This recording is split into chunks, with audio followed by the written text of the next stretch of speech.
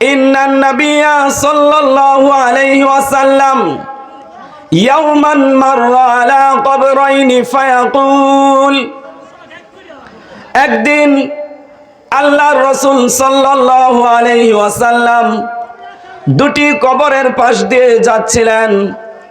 তখন তিনি বললেন, ইন্নাহুমা লা ইউআযাবান, এই দুই কবরবাসীকে শাস্তি দেওয়া হচ্ছে। ওয়া মা ইউআযাবানি ফি কাবীরিন, কিন্তু তাদেরকে এমন গুনাহের কারণে শাস্তি দেওয়া হচ্ছে যে গুনাহগুলো মানুষ ছোট মনে করত, কিন্তু বাস্তবে তা অনেক বড় গুনাহ ছিল। আম্মা আহাদুহুমা ফাকানা লা ইস্তাতিরু মিন বাউলিহি, তাদের একজন পেশাবের ছিটা থেকে বেঁচে থাকতো না।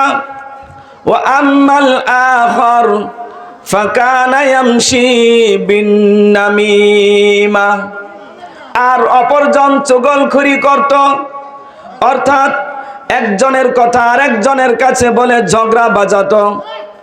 আমাদের সমাজে এমন মানুষ আছে কি নাই?